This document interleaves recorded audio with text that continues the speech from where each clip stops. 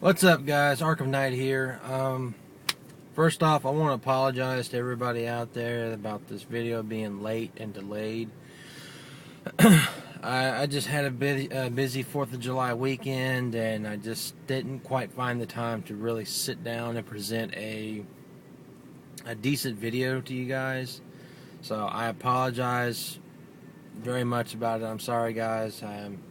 I did have a video up on Sunday. But when I watched it, I should have watched it before I posted, but when I watched it, in the video, I kind of ripped the film a new one. But I love the film. As weird as it sounds, I make a little fun of it, but I turn right around and say, hey, it's underrated, guys, go watch it. And it just doesn't make any sense. So it bothered me. I took it down. And anyway, but I have a little time. I have a little extra time before I go into work. I just thought I'd do a quick little video.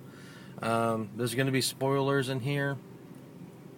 Today we're talking about Friday the 13th Part 5. Now, in case you're new to my channel or these videos, I'm talking about Friday the 13th films in chronological order. Every Friday, leading up to the release of the documentary of Crystal Lake Memories. So today we're on week 5, so we're on part 5, which is notorious of one of the hated ones in the series. And I'm about to get to that in a minute, but just want to say up front that there's going to be spoilers in here. I'm going to spoil this movie, and I think it's a minor spoiler for My Bloody Valentine. I'm not necessarily revealing the character or the killer, but I'm going to talk a little bit about that to mix it in with this. And just to say up front, this is not a very in-depth review. There's a certain way I want to do reviews, and this is not the way I want to do it. So this is just me talking about it, just giving my thoughts, a vlog, if you will. I mean, it's somewhat of a review, but I'm just not comfortable calling it a review. But anyway, let's get into it. Now, Friday the 13th Part 5, it came out in 1985, directed by Danny Steinman, has stars John Shepherd, Melanie Kinnaman, Shavar Ross, Dick Wind, and Tom Morga. Dick Wind played Roy Burns, and Tom Morga played the evil Roy Burns, Jason, wearing a hockey mask and hallucinations of Jason Voorhees. Now, I'm sure you've seen this movie. I really don't have to give a big plot. I mean, Tommy Jarvis, he's a little grown up now. He's probably 18 years old. I'm just guessing. Goes to a halfway house. He's been in institute his whole life after the events of Part 4. He's traumatized. He has hallucinations of Jason Voorhees. He's kind of a mute. He does talk every now and then, but he's just really antisocial. He's a loner. He just comes off quiet and a little dangerous, and I like that kind of persona for Tommy Jarvis. John Shepherd, he does a really good performance as Tommy. I mean, a lot of people love Tom Matthews. I like Tom Matthews too, but to me personally, I think John Shepherd is my favorite. He just comes off not necessarily scary, but you can kind of see where they were trying to go with it. Him, snapping and possibly turning out to be a killer. And if I'm not mistaken, that's the whole plan with this whole film. And from Danny Steinman's in the commentary, he said he was hired to come in and make Tommy Jarvis the killer by the end of this film.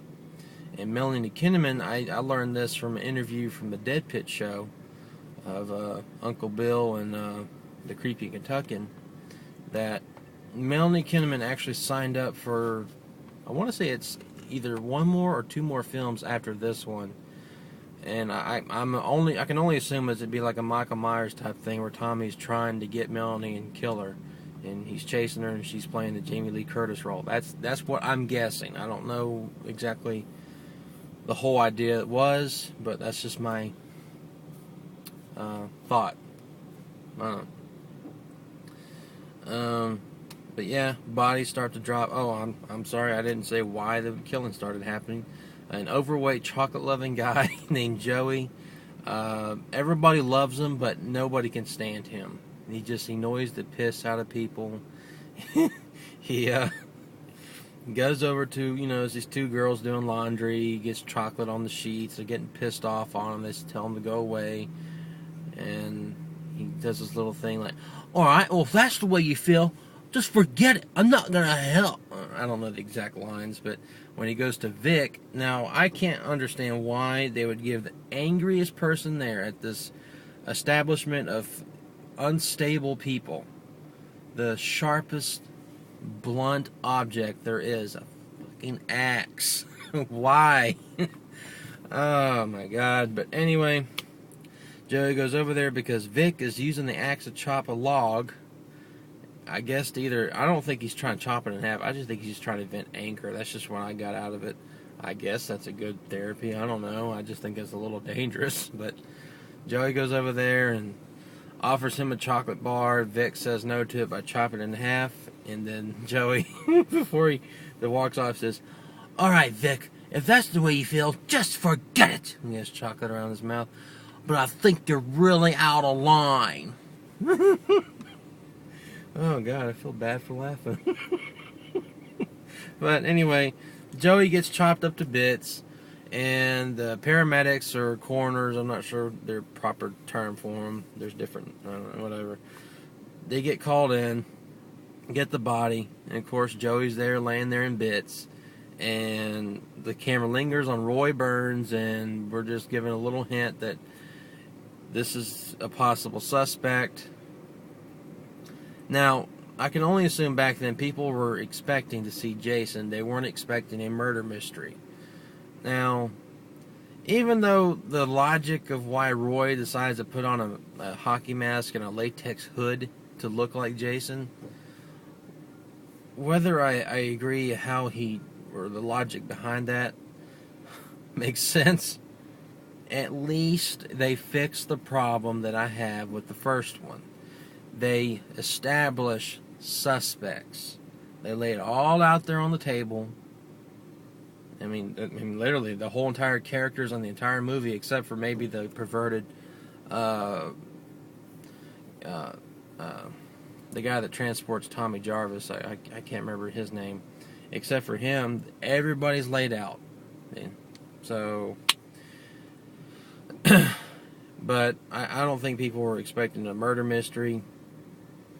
But at least they fixed the problem that I have with the first one. But anyway, moving on. Bodies start to drop. All that's left is Tommy Jarvis, Melanie Kinnaman's character, and Shavar Ross, Reggie the Reckless. They're all trying to get away from Jason, and they get him on a bed of spikes, and the mask falls off, and it's the friendly neighborhood paramedic Roy Burns. And yeah. A lot of people hated this movie, and people still hate it to this day. Now, it has, gained a little bit more respect in the franchise or the fans' eyes, whatever. And that's my car. Sorry about that. Oh, wait, I gotta split this up into two parts. I'll be back with my second part, guys. Just hang in there with me.